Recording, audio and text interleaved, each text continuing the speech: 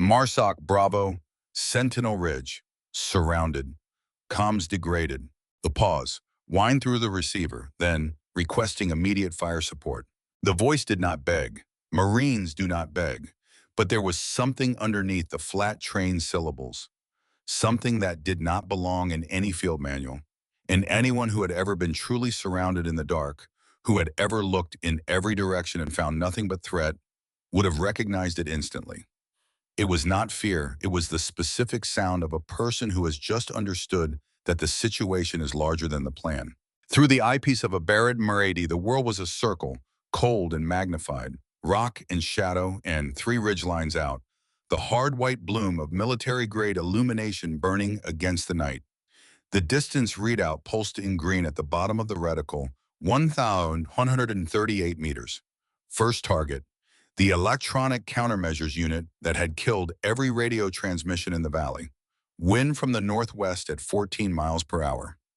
Outside temperature 11 below 0 Celsius. Barrel temperature on the Barrett, cold. Completely cold. No warm-up rounds, no ranging shots, no calibration fire. This was the first trigger pull of the night on a rifle that had been sitting in -9 for 4 hours. One small hand rested on the grip. The steadiness in it was not natural. It was assembled, built hour by hour over years, until the shaking the body does in cold and stress and darkness becomes something the mind simply turns off. The way you learn to tune out a sound you have heard 10,000 times. The index finger moved to the trigger guard, not the trigger, not yet. 3 seconds of stillness. Then the narrator's voice, settling over the image like a hand laid flat on still water. 19 hours before that finger moved, nobody in the briefing room at Fort Harlan even knew her name. That was not an oversight, that was the point. Fort Harlan occupies 60 square miles of high Nevada desert, set into a basin of volcanic rock and alkaline dust that the United States military chose decades ago precisely because it is difficult to reach, easy to control, and almost impossible to observe from outside its perimeter. The base runs from a flat administrative center at its western edge into operational terrain that grows progressively rougher as it moves east, through dry washes and basalt fields and canyon networks, until it reaches Sentinel Ridge at the eastern boundary. The ridge rises from the valley floor like the spine of something very old and very cold. It catches every weather system that comes off the Sierra Nevada and compresses it, so that conditions on the ridge are reliably worse than conditions anywhere else within the perimeter. Equipment fails on Sentinel Ridge. Radio signals degrade without explanation. Temperatures drop an additional 4 degrees for every 100 meters of elevation gain. People who underestimate it have left evidence of that underestimation in the maintenance logs. The operations building at Fort Harlan is a 2-story structure of poured concrete and reinforced glass, built to be functional rather than comfortable, which is the only kind of building the military builds when it is being honest about itself. On the second floor, in a room that held 14 people and smelled of coffee and dry erase markers, the briefing for Recon Command Platoon Alpha began at exactly 0600 hours on a Thursday morning in the first week of January. All 14 people were male. This was unremarkable at Fort Harlan, which was the kind of installation where the presence of a woman in a tactical assignment still registered as an anomaly rather than a standard event. Among the 14 was Gunnery Sergeant Cole Brixton, who ran the room the way he ran everything, from the front, pointer in hand, with the absolute conviction that his reading of any situation was the best available. I was 38 years old and had a service record that justified a significant portion of that conviction. He was not a bad man. He was a man who had learned that confidence, applied consistently, substitutes for information in most situations. That substitution works right up until the moment it stops working, and when it stops working, it stops all at once. She came in last. The door at the back of the room opened at 0603, and she stepped through it, and the room did what rooms do when something unexpected enters. It paused. Not long enough to be obvious, but long enough to be real. Corporal Sloan Ryder was 24 years old. Dark brown hair secured in a regulation bun, not a strand loose. Cheekbones that looked like they had been drawn with a straight edge. Precise in the way certain instruments are precise, built for a function not immediately apparent from the outside. She wore standard cold weather utilities with the sleeves properly bloused and no unit patch on the left shoulder, which in a room where every other person's left shoulder carried a patch was its own kind of information.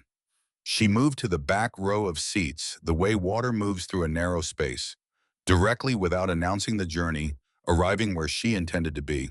Brixton did not look up from his map overlay. Who let the intern into the briefing? Nobody laughed.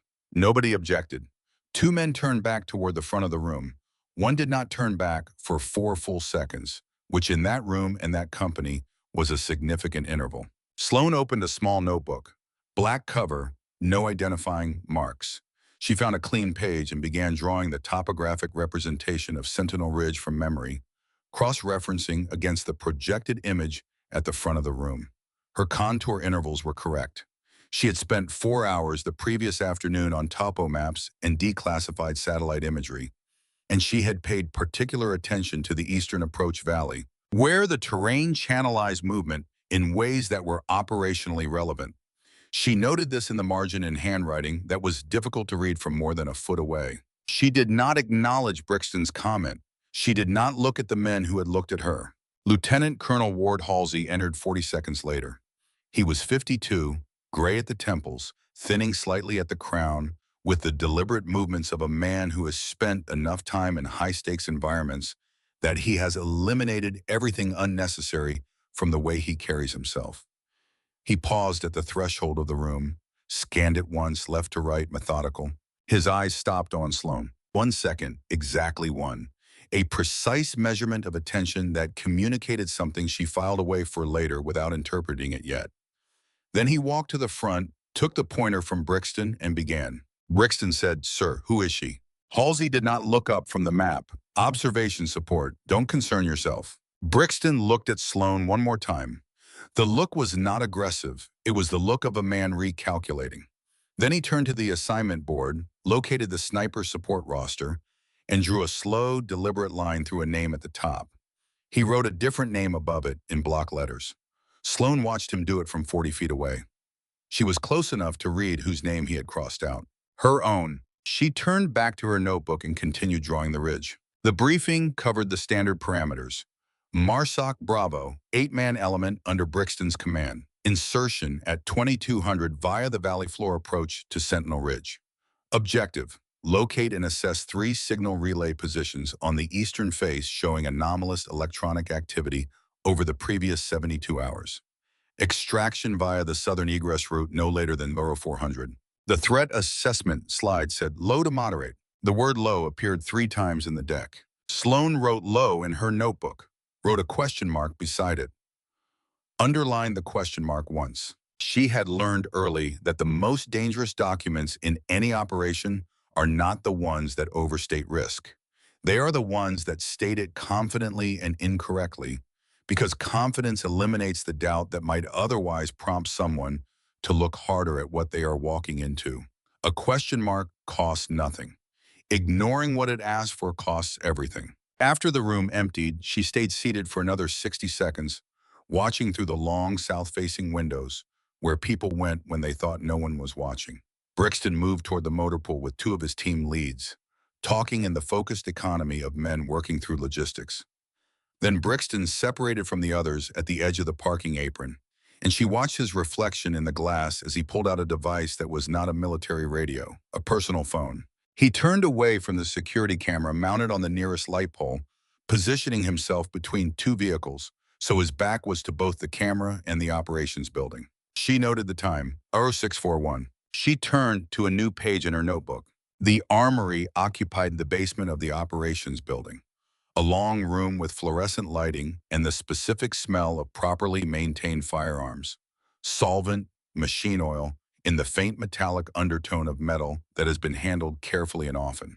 Torres, the armorer, was a quiet specialist in his late 20s who ran his section with the thoroughness of someone who understood that the difference between a weapon that functions and one that does not is almost always a detail overlooked during storage. He pulled Sloan's assigned case without conversation when she presented the voucher Halsey had signed the previous evening. She unlatched it herself. The Barrett Murray Inn, .338 Lapua Magnum had been set up to her specifications. ADHR 735X56, F1 scope mounted and 0 confirmed. Suppressor in a separate foam line compartment. Harris bipod in its collapsed configuration attached to the forend. The rifle weighed 14 pounds unloaded, with the bipod and suppressor and a loaded 5-round magazine of 300-grain BTHP match ammunition. The complete system became something capable of delivering a projectile through a specific point at distances that require mathematics most people do not know exists. She began her inspection from the muzzle backward. Bore check, clean rod through the barrel, handheld lamp angled to inspect for fouling or obstruction. Clean. She checked the scope mounting ring torque by feel, pressing and pulling at the base of each ring. No shift. She confirmed the scope caps functioning and opened her field notebook to the laminated data card she had prepared the previous afternoon. The card was handwritten, not printed from a ballistic application. Written by hand on paper, calculated from primary sources. Because digital resources fail in cold environments, in high-altitude terrain, with the regularity of weather, and the person who has done the math by hand is the one who can still function when the screen goes dark. The card covered density altitude corrections for 2,100 meters elevation, wind drift tables for 9 wind speeds across distances from 400 to 1,500 meters, Coriolis correction for northern Nevada latitude, and temperature compensation for the expected overnight range. Beside it, in the notebook, one entry from that afternoon's range session. Cold bore deviation for this specific rifle at this specific elevation, confirmed over 6 sessions with full barrel cooling between each, 3.2 centimeters low at 800 meters. She had calculated the equivalent angular deviation at 1,200 meters and committed the holes to memory. She was adjusting the cheek piece height when the armory door opened. Halsey. Torres found something that needed his attention at the far end of the room. The lieutenant colonel set an envelope on the steel table beside the Barrett case. White, no markings, not sealed. Just paper folded once. He did not sit down. She set down the cheek piece tool, picked up the envelope, unfolded it. Inside, a grid coordinate she recognized immediately as the apex of Overwatch position kilo, elevation 2,340 meters on the north wall above the approach valley. A timestamp, 2,000 hours. And below the timestamp, 4 words in Halsey's handwriting, which was small and economical and did not waste space on the page. Watch, record, not yet. She read it twice, folded it along its original crease, placed it in the left breast pocket of her base layer, directly over her sternum, where she could feel the pressure of it through the fabric. Halsey, you'll know when. He walked out. Torres returned from the far end of the room. She picked up the Barrett and settled it into her shoulder, looking through the scope at the armory's far wall target board, 60 feet out. The reticle resolved cleanly, the Christmas tree of ranging subtensions sitting exactly where the data said they would be. She breathed in through her nose, held at the natural pause between inhalation and exhalation. The reticle did not move. She breathed out, lowered the rifle, packed the case and latched the closures in sequence, signed the armory log. Through the narrow window by the door, she could see the motor pool. Brixton was still there, still on the phone. The call had lasted close to an hour now. She noted this without judgment, the way she noted everything, as a data point whose significance would be determined later, by accumulation and context, not by assumption. She went out into the cold. The remainder of the day moved in the institutional rhythm of a base preparing for a night operation. Equipment draws, vehicle checks, communications verification. The slow procedural machinery of mission preparation. Sloan spent the early afternoon reviewing topographic data she had already memorized, because reviewing known material in a new context reveals things that previous reviews missed. She went over the valley approach route 4 times. Each time, her attention returned to the eastern egress corridor, where the terrain narrowed and forced movement into a predictable line. She spent the mid-afternoon at the outdoor range behind the base, running cold bore confirmation drills at 800 meters, 6 sessions, full barrel cooling between each, confirmed by thermometer rather than estimated by feel. The deviation held at 3.2 centimeters low across all 6 sessions, which told her the rifle was consistent, the ammunition lot was consistent, and the number she was planning to use in the dark at -11 degrees was the right number. At 15:30, she was returning from the range when she saw Sergeant Thomas Reck in the motor pool. He was 31, compact, with a low center of gravity that years of moving through mountainous terrain under load produces in people who do it long enough. He was standing at the hood of one of the mission vehicles with a printed document spread flat against the metal and his phone in the other hand. He would look at the document, look at the phone, look back at the document. He did this 4 times in the 90 seconds she was close enough to observe it, and the expression on his face during each repetition was the expression of a person who is getting a measurement result that does not match what was expected and is checking the inputs rather than accepting the output. A careful man then, a man who trusted the map over the brief, but was now finding that the two did not match. He folded the document, put it in his cargo pocket, did not look satisfied. He looked like a man who had filed something under pending rather than resolved. She noted the time, wrote 3 words in her notebook. Wreck, 2 maps. She did not approach him. She did not know yet what the 2 maps were, or which one was wrong, or whether the discrepancy was an administrative error or something that had a different kind of explanation. She only knew it was there. The record would hold it until the context arrived. At 16:10, she passed the communications section and heard through an open door a voice she did not recognize, telling someone that the eastern egress route was confirmed clear with no changes. The words were unremarkable in themselves. The timing was not, and the voice was not, because she had been at Fort Harlan 15 days, and she knew the voice of every person assigned to the communications section. And this voice did not belong to any of them. It was confident and brief, and it did not wait for acknowledgement before the line closed. She wrote a second entry in the notebook. Com section, unknown voice. Eastern egress confirmed clear, 1610. 2 entries, 2 data points without a connecting line between them yet. She did not draw the line. She did not have the information to draw it accurately, and an inaccurate line was worse than no line. She went back to the range. Evening arrived early in January at this elevation. By 1700, the light had gone copper and then dark, and the temperature dropped with the directness of Nevada winters, which do not ease into cold but arrive at it. She returned to quarters at 1840 and began preparing her kit with the same systematic method she used every time, working from the outermost layer inward, checking each item against the same internal list she had maintained since her first field rotation. The ghillie suit was configured for high desert rocky terrain, different attachments and material density than the woodland and grass versions she had trained in initially, designed to break up the human silhouette against dark stone and dry winter vegetation. She checked every attachment seam. The insulated hydration system was rated to -20. Emergency thermal shelter compressed to the size of a thick paperback. Primary GPS plus compass and laminated map overlay. Because electronics fail in extreme cold, and a compass does not care about the temperature. 1 400-calorie bar in the right cargo pocket. The body does not need significant fuel in the first 4 hours of a static observation position. It needs stillness and warmth conservation and the willingness to stay in one place long after the cold has made staying difficult. The Barrett case went onto her back in the long carry configuration, oriented vertically to reduce its profile in the dark. The single-channel encrypted radio that Halsey had issued, separately went in the left cargo pocket, confirmed on the correct frequency, switched off to preserve battery. The Kestrel weather meter, the spotter's notebook, and a compact backup rangefinder completed the load. She stood in front of the small mirror above the desk. Same face as always. Dark hair, eyes that the winter light made look gray. The face that Fort Harlan had decided belonged on someone else's assignment.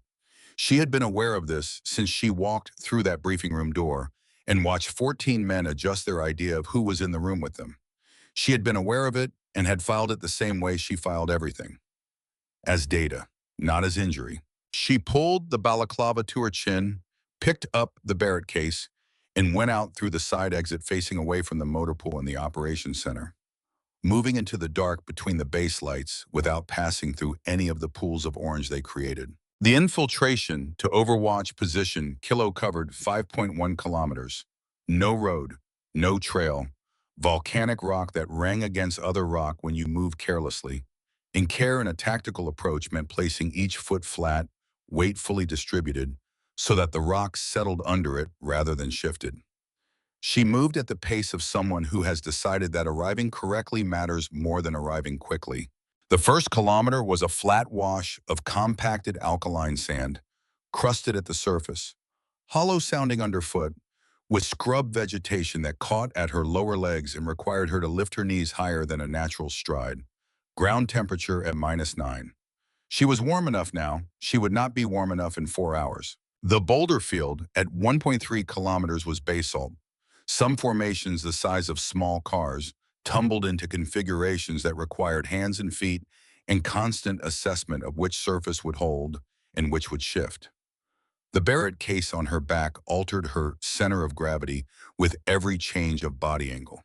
She moved through in 21 minutes, slower than planned because twice she started a line through the rocks that closed off ahead and she had to back out and find another. The southern ascent of Kilo began at 2.1 kilometers.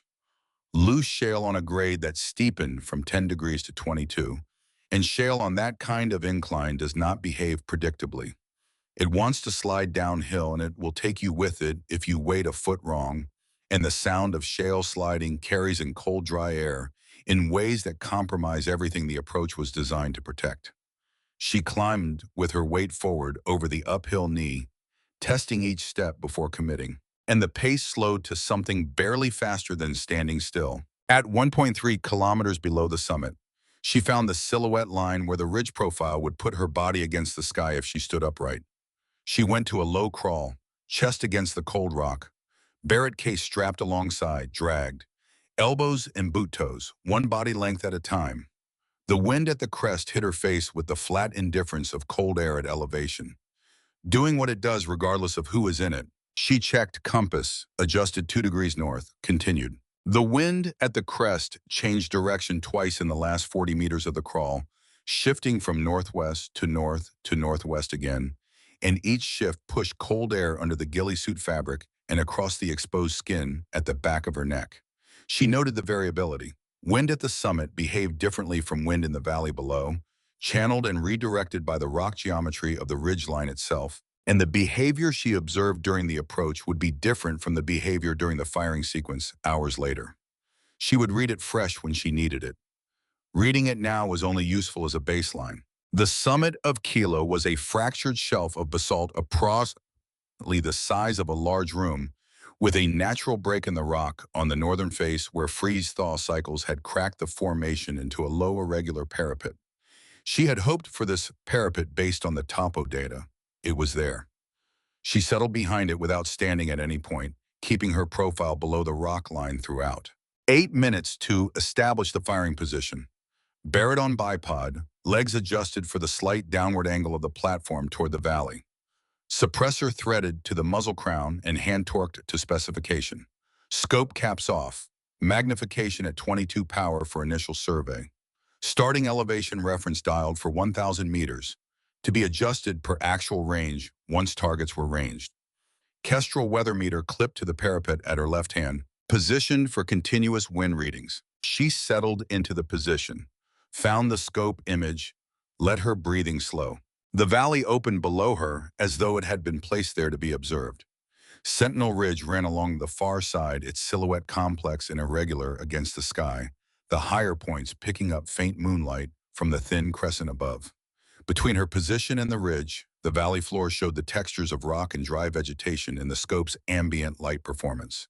The dry creek bed she had mapped ran northeast to southwest, a darker line against the already dark terrain. She began a systematic survey. Left to right, near to far, moving the scope in deliberate incremental steps rather than sweeping, looking for angles and edges and irregularities that did not fit the natural geometry of the desert. Natural terrain is chaotic. Human construction, even when designed to appear natural, has underlying order. Parallel lines, right angles under camouflage material, edges that are too clean to have arrived without intention. She found the first position at the 2.3 kilometer line along the eastern valley wall. A fold in the terrain, virtually invisible from ground level, but from her elevation it resolved into the wrong shape. The camouflage material covering it was high quality. The rock anchoring it was not, stacked at 90-degree angles that basalt does not produce when it falls. She held on it for 20 seconds, confirmed. She tracked south along the valley wall and found the second position in 4 minutes. Different configuration, same professional signature, angular irregularity under the natural surface. The handwriting of someone who knew what they were doing but could not fully erase the difference between what nature builds and what people build. Third position, 970 meters from her current point of aim, built into the eastern bank of the dry creek bed where the channel cut deeper and provided natural low-profile cover. This one had been placed to cover the valley's main lateral movement corridor, the path any retreating element would naturally take when the primary egress routes were unavailable. Fourth position, farther north than the others, positioned not for the ingress, but for the extraction, for a force moving south after completing the objective. Someone had planned the extraction route, someone had known it. She held still for 45 seconds. Not because she was uncertain, but because she was thinking, running the implications through the same systematic method she applied to ballistic calculations, checking each conclusion against the evidence and refusing to advance until the previous step was established. Someone inside the planning chain had built this. Not tonight, not improvise. This had been surveyed and established before Marsoc Bravo's route was finalized, which meant the person who built it had access to operational planning data that was classified at a level that excluded most of the people who would ever see this valley. She reached into her left breast pocket and felt the stiffness of the folded paper through the fabric. Fabric, watch, record. Not yet.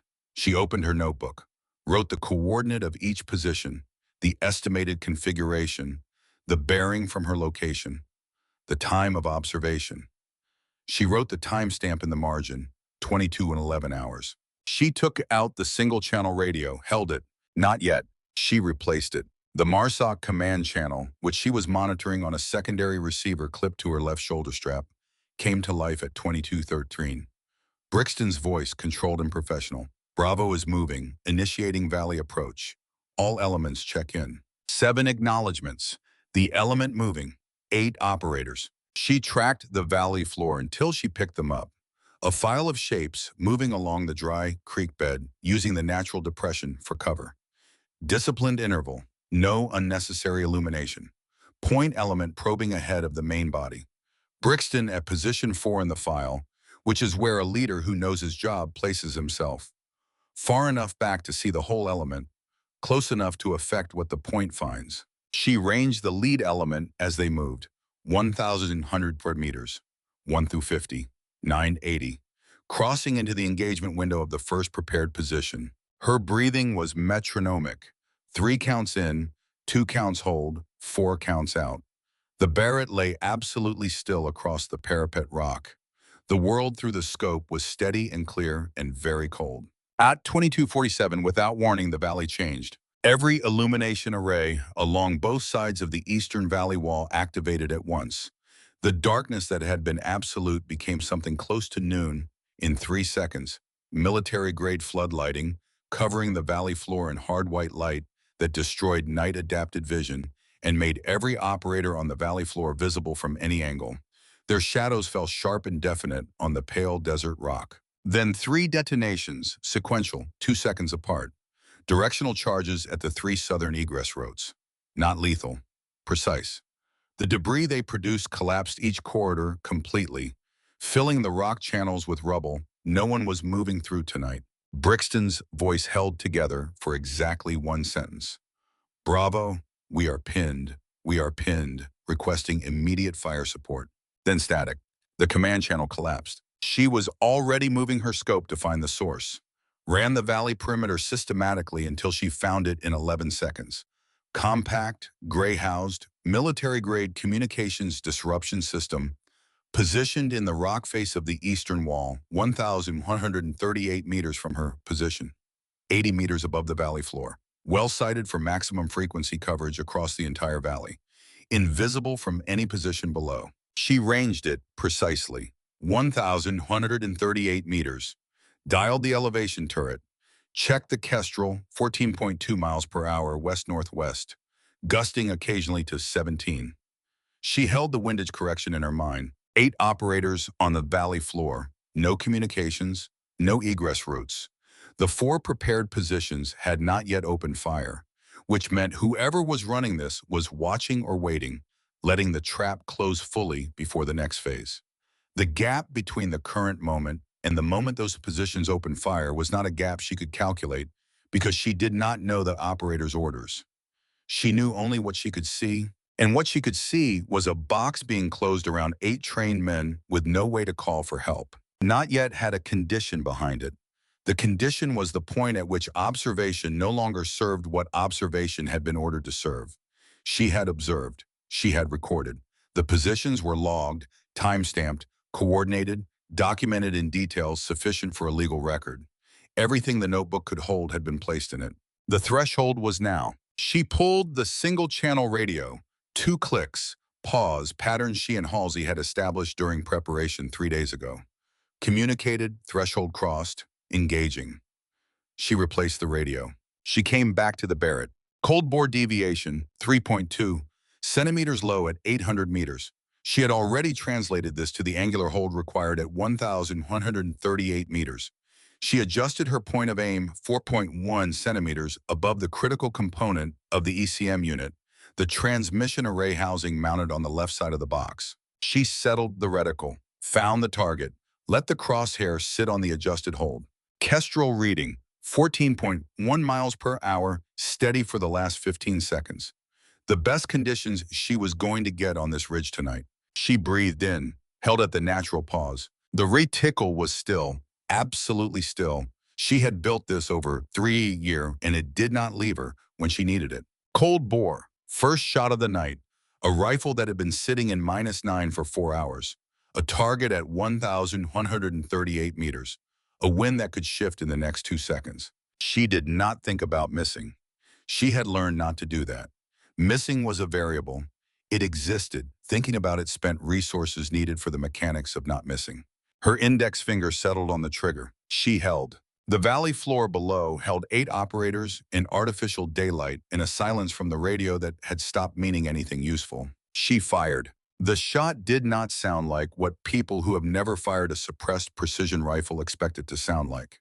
There is a persistent idea built by decades of film and television that a suppressed weapon fires in near silence, a polite mechanical click, something that could happen in a library without disturbing the patrons. The reality is different. A suppressed Barrett, Emrade firing a .338 Lapua Magnum round still produces a report loud enough to hear at 50 meters. What the suppressor removes is the supersonic crack at the muzzle, the flash signature, and the directional quality that allows a listener to immediately triangulate the source. The sound that came off the rock shelf at Overwatch position Kilo at 2247 hours that night was sharp and brief and directionally ambiguous, a noise that the desert absorbed in under 2 seconds and returned nothing of. The round traveled 1,138 meters in approximately 1.3 seconds. It struck the left housing panel of the electronic countermeasures unit, precisely 4.1 centimeters above the transmission array component, which was exactly where Sloan had aimed, accounting for cold bore deviation at this distance and elevation. The housing was aluminum composite, designed to be durable in field conditions, but not designed to stop a projectile moving at roughly 2,600 feet per second. The transmission array inside the housing was not aluminum. It was circuit boards and solder points and delicate antenna elements that performed their function by remaining intact. They did not remain intact. The unit produced a sound that was not an explosion and not a mechanical failure in any conventional sense.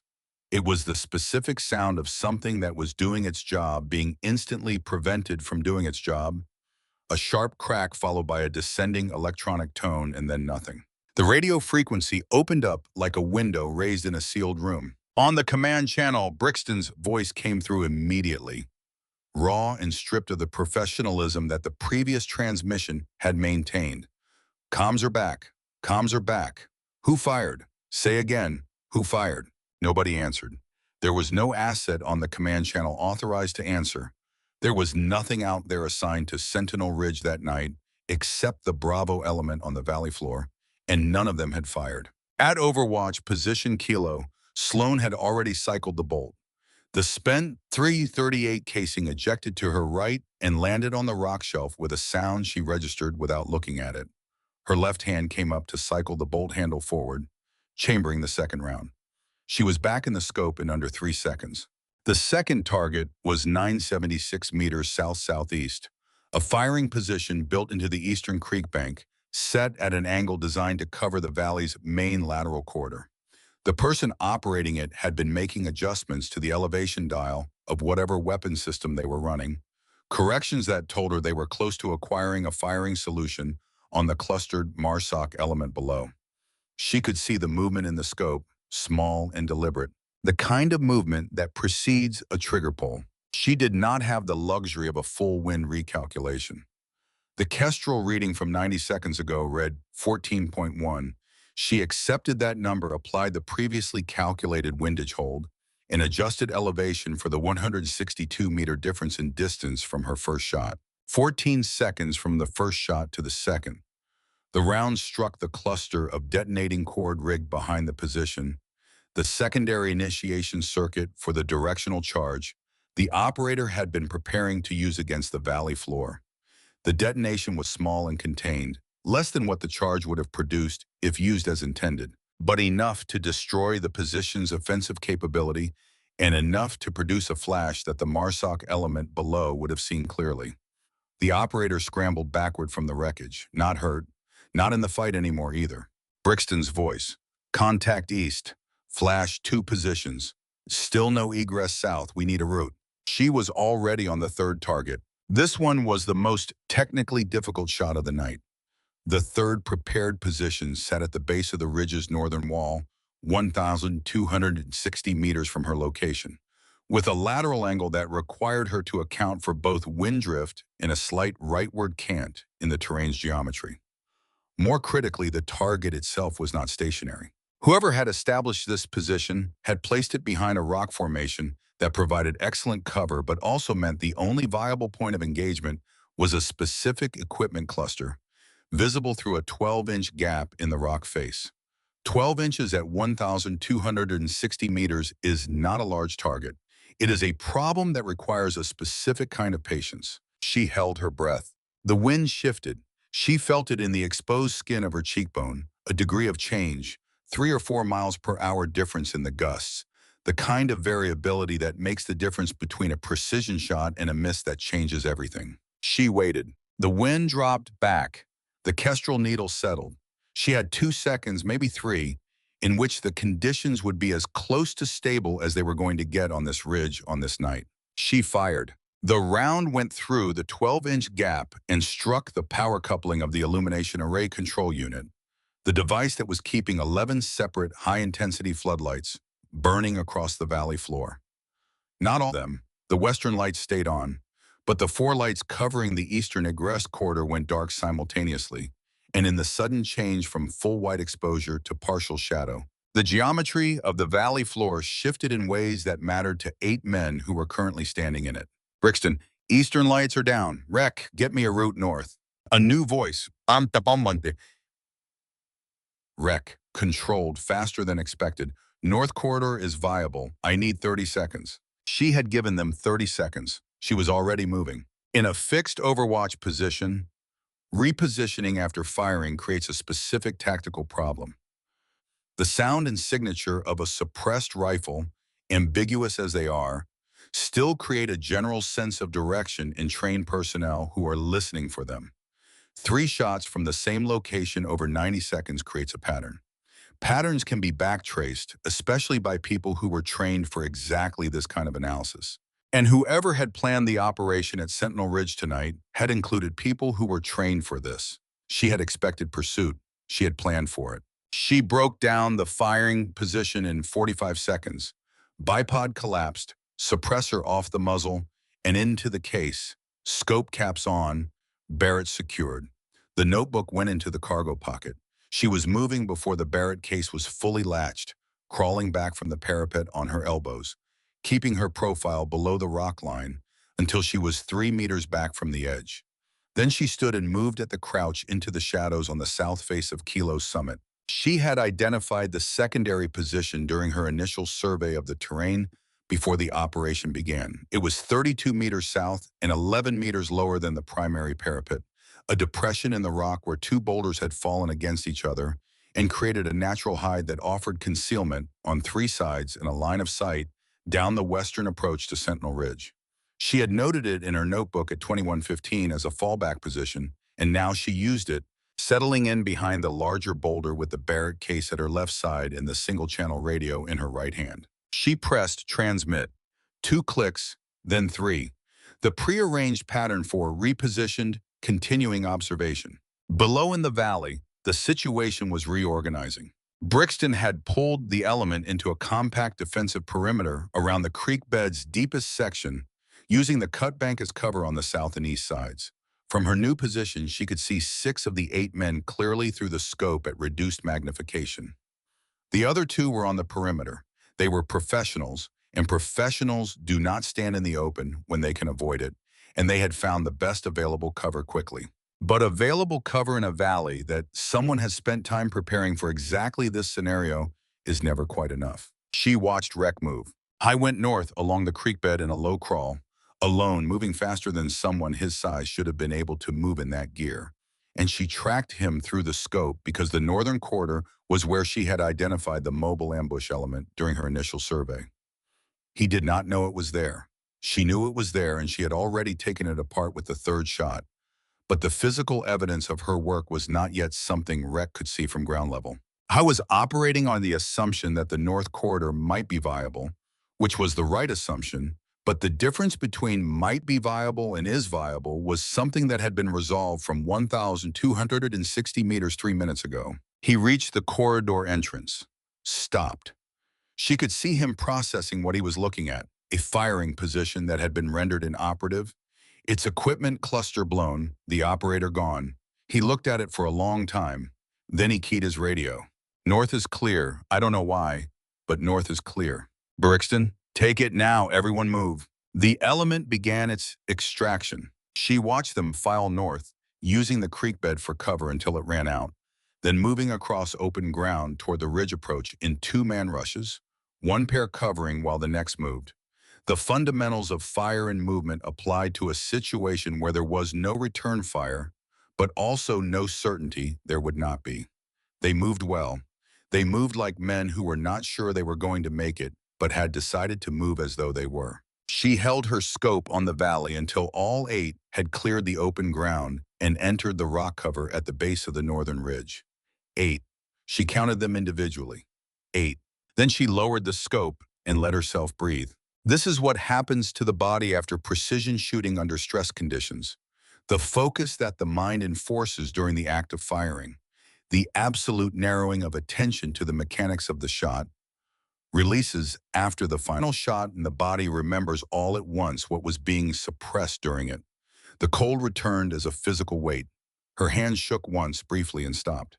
The shaking was not fear. It was the release of the physiological state that shooting requires, the body returning to a normal operating mode, like a stretched cable given slack. She noted it without judgment. It had happened before. It would happen again. She reached into her left breast pocket and removed the folded paper. She did not need to open it. She had memorized the 4 words within 30 seconds of reading them that morning. Watch, record, not yet. She held the folded paper in her hand for a moment, feeling its stiffness in the cold, and then she returned it to the pocket. Not yet had become now, and now was over. She took out her notebook, recorded the 3 shots in order, time of each, estimated target coordinate, what the round struck, what the result was. She had been recording throughout the operation, noting each event in real time, her handwriting unchanged by the conditions because she had trained to write in the dark, in the cold, with shaking hands until the handwriting stopped being affected by any of those things. The notebook now contained the complete timeline of what had happened at Sentinel Ridge from the moment she had arrived at Overwatch Position Kilo to the present, including the observation of all 4 prepared positions before MARSOC Bravo had entered the valley. She added a final timestamp, 23:01 hours. All 8 MARSOC Bravo personnel observed clearing northern quarter. She closed the notebook. 40 meters below her fallback position, She heard footsteps on the shale, not Marsoc. The extraction route would take Bravo northeast, away from Kilo's approach face. These footsteps were coming up the south approach from the direction of the valley road that ran along the base of the ridge. She heard two sets, possibly three, moving without the specific care she had used during her ascent. Moving with enough noise that they either did not know sound carried on this ridge or did not care because they believed they had superiority of number. She did not move. She reduced her breathing to the minimum necessary and became as much like the rock she was resting against as a human body is capable of becoming. The ghillie suit was designed for exactly this condition. Dark rock, winter, ambient moonlight. A prone figure who was not moving and was not producing heat signature visible to the unaided eye. Thermal optics at short range would have found her. But the footsteps were moving without the deliberate stop and scan pattern of someone using thermal equipment. They were moving in the way people move when they are looking for something that left evidence. They were tracking the shots. She heard them stop at the primary position, the parapet where she had fired the first two rounds. She heard one voice, low, saying something she could not fully resolve at this distance. Then a second voice, also low. A pause.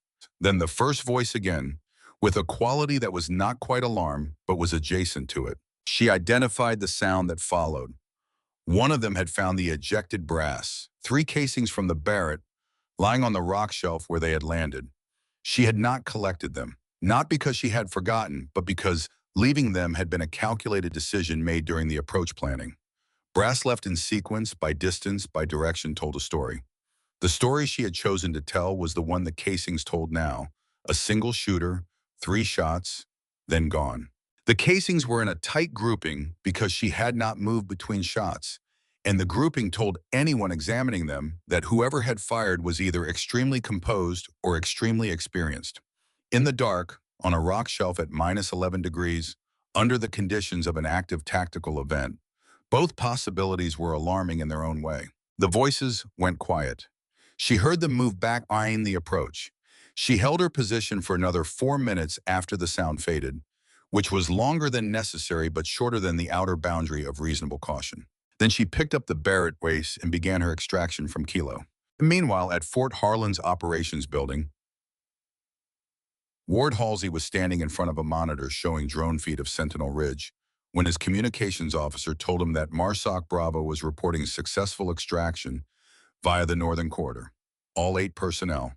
No casualties. No injuries beyond minor abrasions sustained during the initial ambush.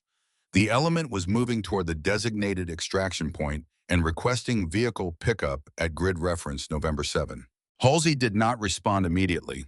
He was looking at the drone image of the valley, which showed the aftermath of 3 precise shots in the form of 3 disabled positions and 1 non-functional illumination system.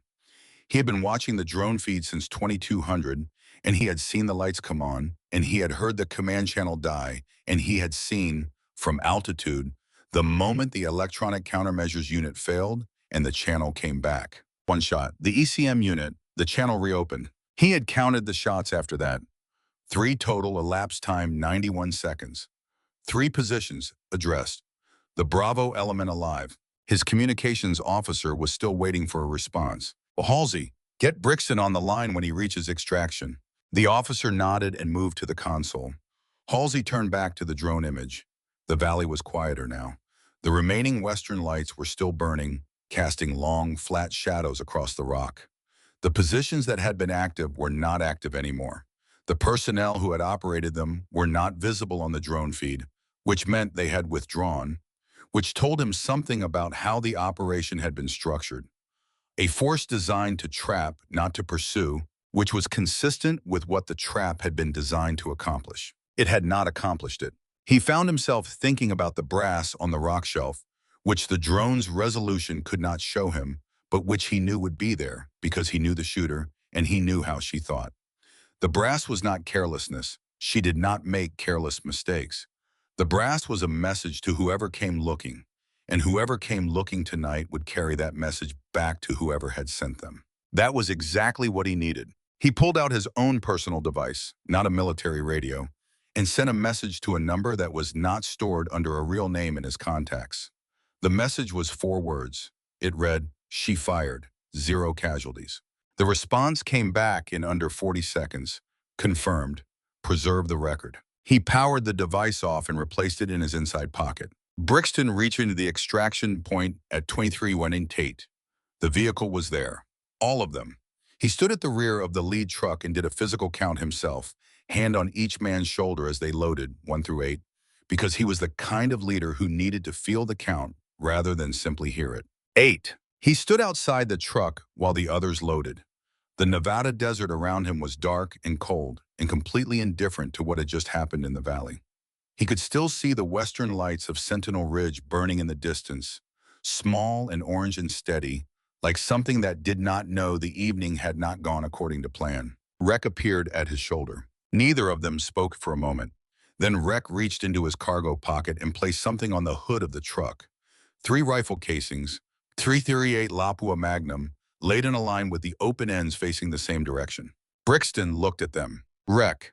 Primary Overwatch parapet found them in a grouping, sub 3-inch spread. 3 shots from a cold bore and close grouping, under field conditions, at ranges that Brixton had spent the last 20 minutes calculating in his head because he had nothing else to do while they moved out. The ECM unit had been over 1,000 meters away from any viable firing position on the ridge. The creek bank position had been close to 1,000. The northern quarter hit had been farther. Brixton had run these numbers and arrived at the only conclusion the number supported, which was a conclusion that he did not find comfortable. He looked at the casings. He looked at the size of each one, the 338 cartridge being a substantial piece of hardware, difficult to mistake for anything else. Then he looked at the boot print he had noticed at the edge of the parapet when his team had briefly searched Kilo during the post-event check. He had almost missed it in the dark. The boot was standard issue cold weather combat footwear, military specification, but the size was unmistakable. It was small, not a man's boot. He picked up the casings, put them in his own pocket. Nobody files a shot report until I talk to command. Rec looked at him. Brixton, you heard me. Rec was quiet for a moment, then, she kept all of them alive. Brixton did not answer. He got in the truck. The drive back to Fort Harlan took 22 minutes on the desert road. Brixton sat in the front passenger seat and did not speak and did not look at anything but the road ahead. His face was doing something complicated, the expression of a man who is working through a problem that has more variables than he is used to, and who is beginning to understand that some of the variables have been there the whole time, placed by other hands without his knowledge. I thought about the morning briefing. The woman who had come in last, whom he had dismissed before she sat down, whose name he had drawn a line through. He thought about Halsey's words, observation support, don't concern yourself.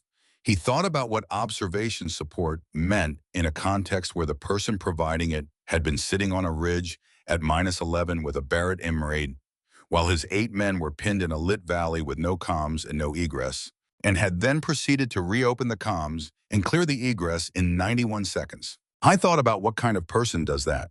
I thought about the fact that he had crossed out her name. When the truck reached the motor pool at Fort Harlan and the element dismounted, Halsey was waiting at the edge of the apron, not inside, outside in the cold, which was unusual and deliberate. He looked at each of the 8 men as they stepped down from the vehicles. Then he looked at Brixton. Brixton, full count, no casualties. Halsey, I know. A pause. The kind of pause that means more than what follows it. Brixton reached into his pocket and placed the 338 casings in Halsey's hand without saying anything. Halsey closed his fingers around them. He held them for a moment. Then, debriefing at 0600, all personnel. He turned and walked back inside. Brixton stood in the cold parking apron for 60 seconds after Halsey disappeared through the door. He was standing in the place that Sloan had stood that morning, looking toward the same operations building. With a different sense of what was inside it than he had started the day with. The night was still and extremely cold and very quiet. I was thinking about who she was and how he had not asked, and what asking now would cost him compared to not asking then. And at Overwatch Position Kilo, descending the shale face of the south approach in the dark, Corporal Sloan Ryder was moving with the deliberate care of the ascent reversed, placing each step with the same attention, the Barrett case on her back and the cold air on her face, and the notebook in her cargo pocket with everything written down, Every minute, every shot, every coordinate, every timestamp. She had no way of knowing what Halsey had found on his personal device. She had no way of knowing what Brixton was standing in the cold thinking about. She was thinking about the three shots and what each one had required, running the sequences in the back of her mind the way she always did after a shooting event. Not second-guessing, but reviewing, looking for anything she would do differently. She would not do anything differently. The cold bore shot had gone where she aimed it. The second had caught the detonation cord before it was used. The third had threaded a 12-inch gap at 1,260 meters in a 2-second window of stable conditions. She would do it the same way again. She reached the boulder field at the bottom of the ascent and began picking her way through it by feel and by the moon, which had moved since her ascent and now lit the field from a slightly different angle, changing the shadows, making familiar rocks look like different ones. She adjusted. She had always been good at adjusting. It was when she was 2/3 through the boulder field, moving between a pair of large basalt formations, that she heard the sound that should not have been there. Not footsteps, not voices, breathing. Someone nearby, controlled breathing, the specific rhythm of a person who is trying to make as little noise as possible because they have been trained to make as little noise as possible, very close, within 10 meters. She stopped completely. In the dark, in the cold, in the middle of a boulder field 3 kilometers from Fort Harlan, somebody was waiting. She did not move. Her hand was already on the Barrett case's quick-release strap. She was running through what she knew. The people who had been tracking her shots on the ridge had moved away. But they had moved in one direction. There was more than one way down from Kilo. And if someone had planned carefully enough to build 4 concealed positions on a classified mission route, they had planned carefully enough to cover more than one descent path. The breathing was steady. She placed her right foot slowly, shifting her weight off the loose rock she had been standing on and onto the flat surface of the basalt beside it, which would not shift when she moved. She did it in the time that it takes to count to 5. Then she moved left into the deeper shadow of the larger boulder and pressed herself against it. The breathing did not change. The person had not heard her. And in that moment, held still against cold rock in the Nevada dark, the thing that Staff Sergeant Hale had told her at Quantico 3 years ago surfaced in her mind the way training does when the body understands it is needed. She had been 21, standing at a 1,000-meter lane with a rifle that had just produced a 3-inch group, and Hale had said to her, "The shot is easy. The shot is math and mechanics and practice. What's hard is knowing when to hold." Most shooters learn to fire. The ones who last learn when not to. She held. The breathing on the other side of the boulder continued for another 30 seconds. Then she heard the person shift their weight, stand, and move away north, toward the approach she had used on the ascent, in the direction of the primary position where the casings were. Looking for evidence, finding it too late, not finding her. She gave it 3 more minutes, then she moved. She cleared the boulder field at 23:41 hours and crossed the open desert flat toward the base at the pace of someone who had a great deal to think about and the discipline not to think about any of it until she was somewhere safe. The operations building was lit when she reached the perimeter. The motor pool had vehicles that had not been there when she left. She saw the truck that Bravo had used parked at an angle near the fuel point, and she saw the lights in the second-floor briefing room burning. She went in through the side entrance and down to the armory to clear and secure the Barrett. Torres was there, which surprised her. He took the rifle case without comment, opened the log, and waited. She signed the timestamp, 23:49 hours. She noted the round count. 5 in the original magazine, 2 unfired, 3 rounds expended. She handed him the logbook. He set it on the shelf. "Rough night," he said, not looking at her. "Standard," she said. She went upstairs. Halsey was in the hallway outside the operations room, leaning against the wall with his arms crossed, looking at the floor. He looked up when he heard her. His face gave away almost nothing, which was normal for Halsey, but there was something in the set of his jaw that was not entirely its usual configuration. She had known him long enough to read the difference between Halsey who is satisfied and Halsey who is calculating, and what she was looking at now was something between those two states that she did not have a word for yet. I looked at her for a moment. Then he said, "The record is intact?" She patted the cargo pocket where the notebook was. "Complete," she said. He nodded once, uncrossed his arms, looked back at the door to the operations room. Brixton wants to know who was on that ridge. She waited. I told him the investigation is ongoing. He paused. He had your casings. I know. He gave them to me. She processed that.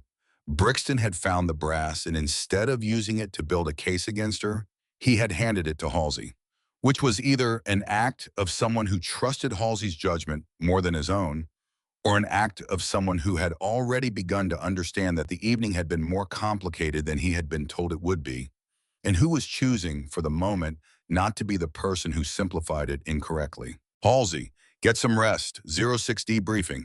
He pushed off the wall and walked toward the operations room. At the door, he paused without turning around. 3 shots, he said. 1.51 minutes. 0 casualties. I went inside. She stood in the hallway for a moment. The building around her was the quiet of a base in the early hours of the morning, the specific quality of silence that exists in a place designed for activity when the activity has temporarily stopped. Somewhere above her, the lights in the briefing room were still on. She went to her quarters. She did not turn the light on. She sat on the edge of the bunk in the dark and went through the notebook one more time by feel, confirming that each entry was where she had put it, every shot, every coordinate, every timestamp, the complete record of what had happened at Sentinel Ridge from the moment she had found the 4 positions to the moment she had handed the rifle to Torres. Then she lay back on the bunk, still in her cold weather gear, and stared at the ceiling in the dark. She thought about the breathing on the other side of the boulder, about someone who had planned carefully enough to cover the descent routes and had still missed her. She thought about what that meant in terms of what they knew about her, which was apparently not enough, and what they would do next now that the evening had failed in every specific way they had intended it to succeed. The 4 positions had been built by someone with access to the mission routing. That person was still in the building. The valley was cold and dark, and behind her now, but the building was warm and the person was in it. She closed her eyes. She did not sleep for a long time. The cold of the building was different from the cold of the ridge, contained and still rather than moving, and the stillness of it made the previous hours feel more distant than they were. Outside the small window, the base perimeter lights made orange rectangles on the ground. The motor pool was quiet. The operations building was lit on the 2nd floor, where it had been lit since she left 8 hours ago. The person who had built those 4 positions was inside that building right now. She was certain of this the way she was certain of her ballistic data, not because she wanted it to be true, but because the evidence allowed no other conclusion. The positions had been built with classified route information. The false egress confirmation at 1610 had come from a voice she did not recognize speaking from a room she knew. Someone with access and cover in time had constructed an event designed to eliminate 8 trained operators and had come within 91 seconds of succeeding. She lay in the dark and thought about this with the same flat attention she brought to everything that required her to think carefully and act later. Later was coming. She closed her eyes again. The 0600 debriefing did not begin at 0600. It began at 055B8 when Gunnery Sergeant Cole Brixton walked into the 2nd floor briefing room 2 minutes early and found Corporal Sloan Ryder already seated at the far end of the table. She had been there longer than 2 minutes. He could tell by the way the coffee cup beside her notebook was already half empty and by the fact that she was not looking at the door when he entered, which meant she had heard him coming from the hallway and had already decided not to look. He stopped in the doorway. She was sitting in the same chair she had occupied at the 0600 briefing the previous morning, the back row seat that he had mentally assigned to a person who did not matter, the seat from which she had watched him cross her name off of the sniper support roster with a marker and no explanation. The black notebook was open in front of her. Her posture was the same as it had been then, straight, contained, giving nothing away about what the previous 19 hours had involved. He walked in. He sat down at the head of the table. Neither of them spoke. The Bravo element filed in over the next 4 minutes. 6 of the 8 men showed the physical evidence of the previous night in small ways. A cut above Prentice's left eyebrow from the scramble through the northern corridor. A bruised forearm on Garvey from where the initial detonation had thrown debris across the creek bed. The specific exhaustion in everyone's eyes. That comes not from lack of sleep, but from the kind of alertness that operating in a live kill zone requires and that does not release from the body cleanly.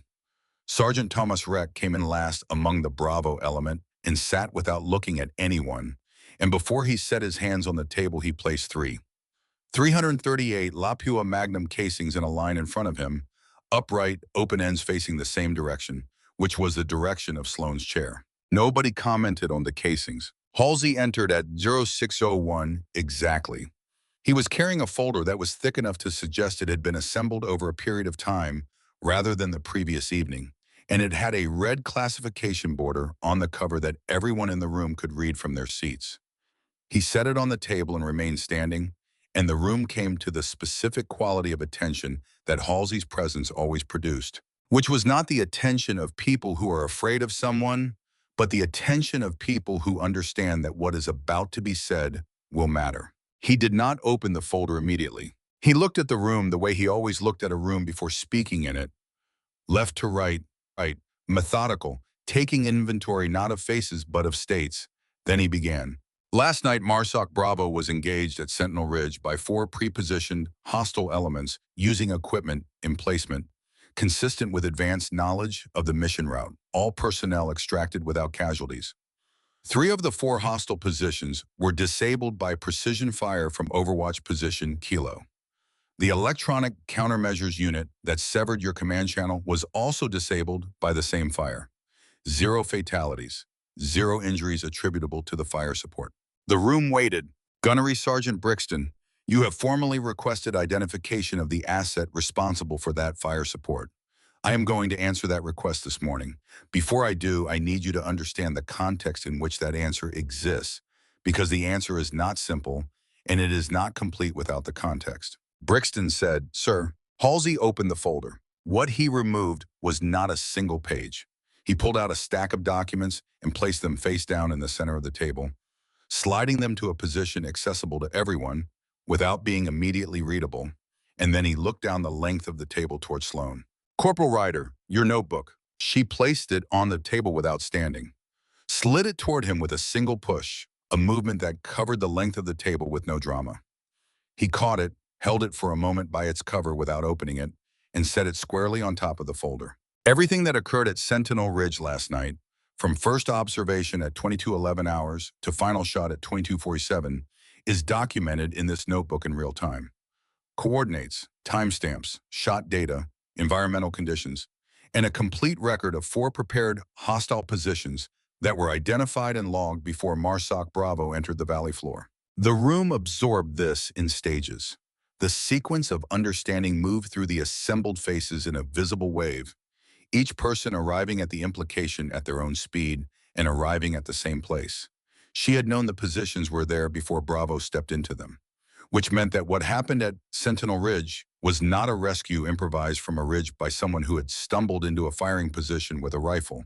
It was a planned response to a known threat, executed under restraint, with documentation running in parallel to every action. Rec looked at the casings in front of him. Brixton said, she knew, not a question. The words arrived flat and factual, the statement of a man putting something into language for the first time that he has already understood in his body. Halsey, she was placed at Overwatch Position Kilo to observe and document. The order she carried was to hold until lives were in immediate danger, and then to act with minimum necessary force. She held for 36 minutes after identifying all 4 positions. The command channel was severed. The element was surrounded with 3 egress routes destroyed. She fired when the threshold was crossed. She expended 3 rounds in 91 seconds. She disabled 3 firing positions in the ECM unit, 0 casualties on either side. The room was very quiet. The ventilation system pushed air through the ceiling ducts with a low, steady sound that was always there and was never noticed except in silences like this one. Brixton, who gave her the order? I did, Halsey said. The authority for that order comes from the program she is assigned to, which is what I am going to explain to you now. He turned the documents in the center of the table face up. The cover page was readable from every seat. The program name was printed in standard military block type, Program Cassidy. Below it, a classification level that exceeded anything currently held by anyone in the room except Halsey himself and, as the room was about to understand, the young woman in the back row seat who had come in last to the previous morning's briefing and said nothing when her name was crossed off a list. Program Cassidy is a special reconnaissance asset program operating under the authority of the Counterintelligence Directorate. Assets assigned to Cassidy are placed in installations where an internal security breach is suspected.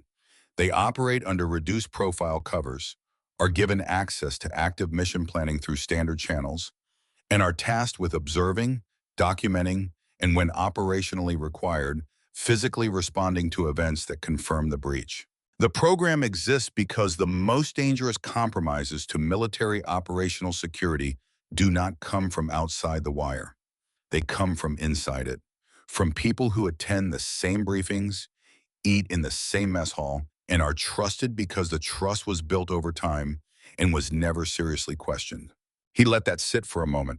Fort Harlan has had a suspected internal breach in its mission planning chain for 11 weeks.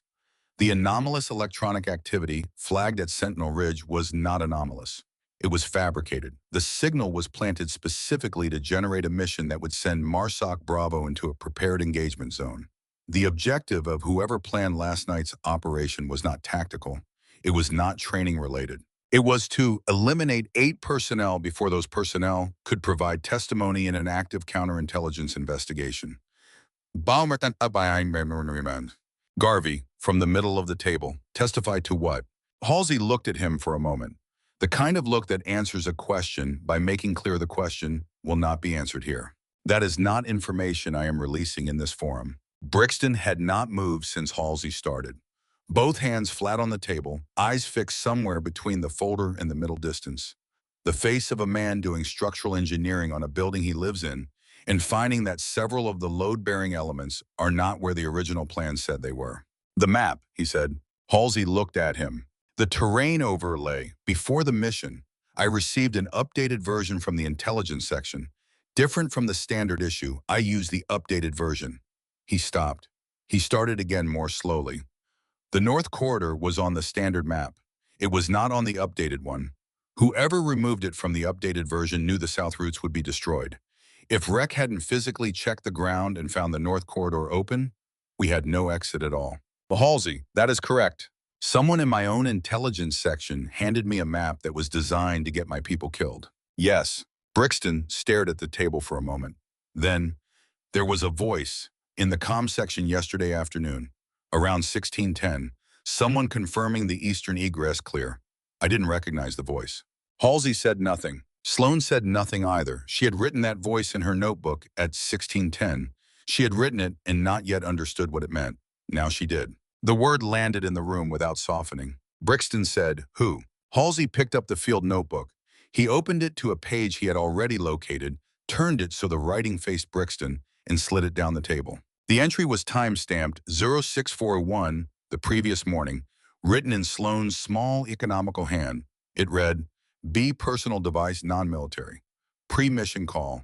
Duration estimated 40+ minutes. Location, motor pool, camera blind angle, east and south vehicle cover. Brixton stared at the entry. Then he looked up, and for the first time since the debriefing began, he looked directly at Sloan, not the look from the previous morning. The dismissive inventory of someone he had already categorized. This was a different look entirely. This was the look of a man reading a document that changes the meaning of other documents he has already read. Revising his understanding of a sequence he thought he had understood. She held his gaze, said nothing. You watched me make that call, he said. Yes, you recorded it. Everything is recorded. A silence. Then, I was not the source of the false overlay. I know that, she said. Then why is it in there? Because I did not know it at 0641. I recorded what I observed. What I observed was a senior mission officer making an extended personal device call in a camera blind spot before a classified operation. It went in the record because it fit the observable criteria. The context came later. Brixton sat back. He was looking at the notebook entry with an expression that was working through something complicated. The specific discomfort of a man who has been watched without his knowledge and who understands, upon reflection, that the watching was justified even though the experience of it is not comfortable. Rex said, who was it? Halsey, the intelligence section officer responsible for the terrain overlay, has been identified. That individual is currently in the custody of the Counterintelligence Directorate. The identification was made possible by the timestamp data in this notebook. which places the delivery of the false overlay within a window that corresponds to a specific individual's access log for the mapping system. Halsey looked at the assembled element. He had one more thing to say, and he said it with the same measured weight he had given everything else. No elevation of tone, no rhetorical gesture. Every operator in this room walked off that ridge last night because someone held a firing position at elevation 2,340 meters in minus 11 degrees Celsius and made 3 shots in 91 seconds, targeting equipment over personnel at every decision point, and produced 0 casualties while dismantling a kill zone built by someone with access to your mission data.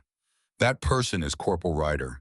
She did not need your authorization. She did not need your understanding. She needed a line of sight in a stable firing position, and she had both. He closed the folder. Dismissed, Brixton, stay. The room emptied. Chairs pushed back, boots on the floor, the quiet sound of the Bravo element moving out of a space where something significant had just finished. Rec passed closest to Sloan on his way to the door. He did not speak. He picked up one of the 3 casings from the line in front of his former seat and set it on the table directly in front of her as he passed. One casing, not all 3. The gesture was precise in the way that all of Rec's movements were precise, calibrated, meaning exactly what it appeared to mean and no more. She looked at the casing. She picked it up and put it in her left cargo pocket. When the room held only 3 people, Halsey looked at Brixton and waited. Brixton said, "Why wasn't I told?" "Because you were receiving intelligence from a source we were monitoring. If you had known the source was compromised, your operational behavior would have changed. The change would have told our target that the surveillance had been detected. We needed the target to continue believing the operation would proceed as planned. You used my element as bait. We ensured your element had an asset in position that could respond if the situation required a physical response, which it did, and which she provided." Brixton absorbed this. The clock on the briefing room wall produced its small mechanical click. The sound it made was the sound of something that does not adjust for what is happening in the room around it. "She watched me make a phone call," he said. "She put it in the record, and when she found out the call was nothing, she left it in the record." Halsey, she leaves everything in the record. That is what makes the record mean something. Another click from the clock. 2, 3. Brixton stood. He straightened his jacket by habit, a movement so automatic it required no decision. He walked to the door. He stopped there with his back to the room and did not turn around. "Good shooting," he said. He walked out. The door closed with the measured sound of a door that fits its frame properly. Halsey looked at Sloan across the empty table. He picked up the field notebook and held it for a moment before sliding it back toward her. "The directorate team has what they need from it. The original stays with you." She took it, placed it in her cargo pocket beside the casing. He said, "The individual in custody will face charges through a channel that will not appear in any Fort Harlan paperwork. His external contacts are being located. It will take time." A pause. "You did exactly what you were sent here to do, every part of it." She said, "The person in the boulder field, on the descent." He nodded once. He had known about the person in the boulder field from the drone feed, which had not had sufficient resolution to identify the individual, but had shown, very clearly, a figure moving down the south approach of Kilo, and then stopping, waiting, and eventually moving away when the person they were waiting for did not appear. One of 3 external contacts confirmed associated with our target. He was picked up at the Nevada state line at 0317. She thought about the controlled breathing in the dark, the weight shifting, the footsteps moving north toward the primary position. She thought about holding still against the basalt for 3 additional minutes after the sound faded, because 3 minutes was longer than necessary, but shorter than the far edge of reasonable caution, and she had always preferred to operate within the cautious boundary of whatever range the situation offered. "He didn't find me," she said. "No," Halsey said. "He did not." He picked up the folder, stood. "Range time this afternoon is yours if you want it." He paused at the door. "You should know that Brixton is filing his mission report this morning. He is listing the fire support source as a Cassidy program asset operating under prior authorization. He did not have to frame it that way. He could have filed it as unauthorized discharge and let the investigation determine the context. He chose not to." She looked at the table where Brixton had been sitting. "He's a good Marine," she said. "Yes," Halsey said. "He is." I went out. She sat alone in the briefing room for 2 minutes. The ventilation system moved air through the ducts. The clock clicked. Through the long windows on the south wall, the Nevada morning was establishing itself in the specific flat light of January. No warmth in it yet, the desert floor still carrying the visual memory of the cold night in the pale color of its rock. Sentinel Ridge was visible at the eastern edge of the view, dark and exact against the sky, exactly the shape it had always been. She stood up, picked up her notebook, walked out. The afternoon range was empty when she arrived at 1400. The 800-meter lane was configured from her previous session, the target cards replaced by Torres at some point during the morning with fresh white stock. No holes in them yet, the surface clean and exact and waiting. She set the Barrett case on the shooter's bench, unlatched it, and began the setup sequence that was so internalized it required no conscious direction. Bipod deployed and legs set for the lane's slight downward grade. Scope caps off, suppressor threaded and torqued, magazine loaded with 5 rounds of 300 grain BTHP, bolt cycled, safety engaged. She settled into the prone position behind the rifle, adjusted the cheek piece by memory, put her eye to the scope, and found the 800-meter target at 20 power. She checked the Kestrel, 7.4 miles per hour from the southwest, applied the windage hold, breathed, held, fired, cycled, fired again. She worked through the magazine without raising her head, sending 5 rounds at 14-second intervals, each one going where the previous one had gone. She heard footsteps on the gravel path. She did not turn immediately. She removed the empty magazine, set it beside the case, and reached for a loaded one, inserted it, cycled the bolt, engaged the safety. Then she turned her head. Brixton, who was in base utilities with his jacket open despite the temperature, which was still below freezing at this elevation in January. His hands were in his front pockets. He had the look of a man who has been walking without a specific destination and has arrived somewhere anyway. He stopped at the back of the lane, behind the safety line, and looked downrange at the target. He pulled a small pair of binoculars from his jacket and looked through them. He looked for long enough to read the group. 5 rounds. The spread at 800 meters was small enough that from his distance and magnification it looked like a single ragged hole rather than 5 separate impacts. He lowered the binoculars, put them back in his jacket. She turned to the firing line and reset her position. Cheek to stock, eye to scope. Target acquired at 800 meters, the damage card with its single cluster of holes centered in the reticle. He walked from the back of the lane to the shooting bench and stood beside her position, not behind the safety line. He crossed it without hesitation, which was either carelessness or a deliberate decision to enter the space on the same terms she was occupying it, and she concluded after 1 second of consideration that it was the deliberate decision. She let him stand there. He did not speak for a while. The desert wind moved across the range at its steady rate. The mountains to the north caught the afternoon light and held it in long diagonal shadows across their faces. 16 years, he said, not to her exactly, to the range, to the distance, to the air in front of him. 16 years in this branch, I have been in buildings with people who were not what they appeared to be, and I did not see it. I have eaten meals with a person who handed me a map designed to get my element killed, and I called him by his first name, and I did not see it. She kept her eye in the scope. The target was 800 meters away and perfectly still. You were here 14 days, he said. 15. 15 days, you saw it. I was looking for it, and she said, you weren't. That is not a failure of yours. That is a difference in assignment. I was quiet. She heard him shift his weight on the gravel, settling into a standing position that he intended to hold for a while. What is it like, he said, doing what you do, going into a place where you do not exist on paper, where every person around you does not know what you actually are and watching? She fired. The round went where the previous 5 had gone. She cycled the bolt. Quiet, she said. He considered that. Is that good or bad? It is what it is. She sent the next round. Cycled. The 4 positions, he said, on the ridge. You found them before we went in. You watched us walk toward them. Yes. And the order was to hold. Until lives were in immediate danger, yes. How do you hold when you can see what's coming? She paused before the next shot. Her finger was on the trigger guard, not the trigger, and the target was in the scope, and the wind was steady. The same way you hold on anything, she said. You commit to why the hold matters more than the shot, and you stay committed until you can't. She fired. I was quiet for a long moment after that.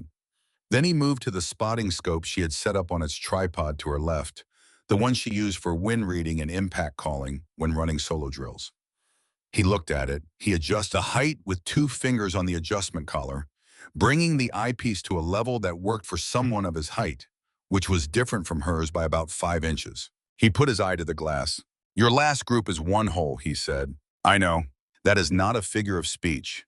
That is literally 1 hole. The first round opens it. The subsequent rounds use the same path if the hold is consistent." He looked through the scope for a moment longer. Then, "Load me in." She looked at him over the rifle. He was still looking through the spotting scope, his eye to the glass, positioned to call wind and impacts, which was the role of the spotter in a 2-person precision rifle team. She had been running these drills alone. A spotter changed the architecture of the work entirely. A good spotter extended the effective range of a precision team by 30% because the shooter could stay in the position and the data while the spotter managed the environmental variables. She loaded a fresh magazine, cycled the bolt. "Wind is 7.4, Rudstum." 4, he said, reading from the kestrel mounted to the tripod beside the spotting scope. "Southwest, steady." "I have it. Engage when ready." She breathed, held, the reticle settled. She fired. The round struck.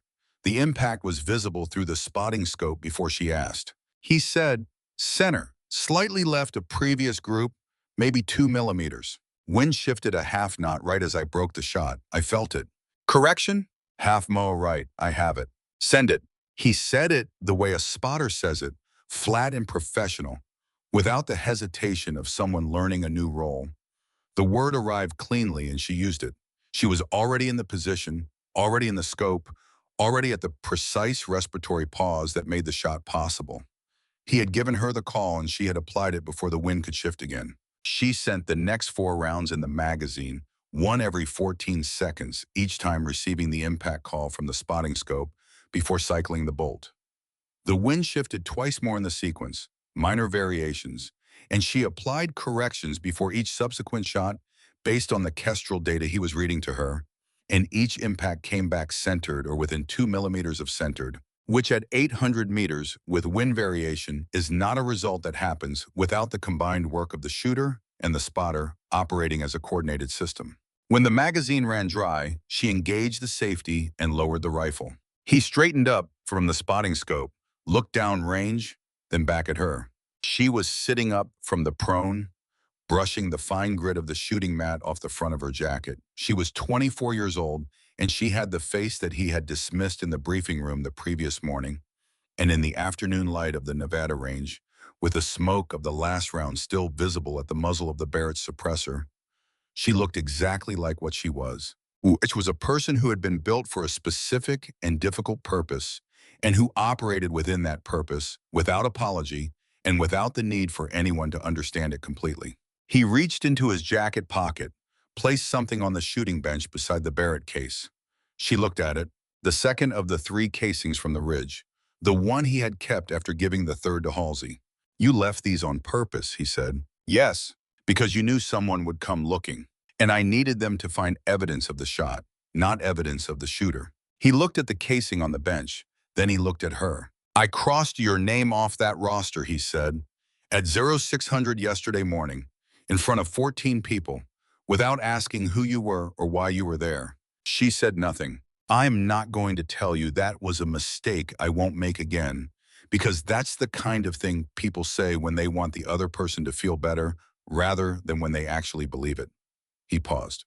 "What I will tell you is that I am going to find out who you are, not your file, who you are, before I make that kind of call again." She picked up the casing, placed it in her cargo pocket with the first one. "That is," she said, "the correct order of operations." He almost smiled.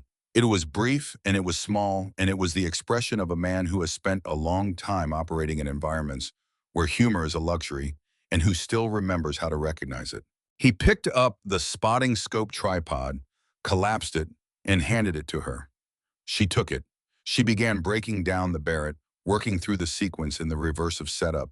Safety checked, bolt locked open, magazine removed, suppressor off, bipod folded, scope caps on. He watched her work. He did not offer to help, which was correct, because the weapon was hers and the configuration was hers, and an offer to help with the tool of someone's specific expertise is not an offer of assistance, but a statement about whose expertise you trust. He watched with the attention of a professional observing another professional perform a task at a level that illuminates how the task is supposed to be done. When the Barrett was secured in its case and the range was clear, she picked up the case. He picked up the spotting scope in its bag. They walked back toward the operations building in the cold afternoon light. Not quickly, the Nevada desert floor pale and wide around the base, the ridge dark at the eastern edge of the sky. He said, "Where do you go next?" She said, "That is classified." He nodded once. He had expected that answer. He filed it where he filed things he expected and had confirmed. They reached the side entrance of the operations building. She went in through it toward the armory stairs. He stopped at the door. "Ryder." She stopped. "Whatever it is they send you to next," he said, "somebody there is going to cross your name off a list." She looked at him. "I know," she said. She went downstairs. In the armory, Torres received the Barrett case, signed the log, checked the magazine count and barrel temperature, noted everything in the maintenance record with the same thoroughness he brought to every transaction, regardless of what had preceded it. She signed the form. She went back upstairs. She went to her quarters. She sat at the desk. The window faced north and the night was coming in from that direction. The darkness settling over Sentinel Ridge and the valley and all the rock between them, filling in the spaces that the day had occupied. She opened the desk drawer. Inside, in the small case beside the Kestrel meter, was the laminated ballistic data card from the previous night, the card with the cold bore correction and the wind tables and the Coriolis calculation for Nevada latitude. She removed it, set it on the desk.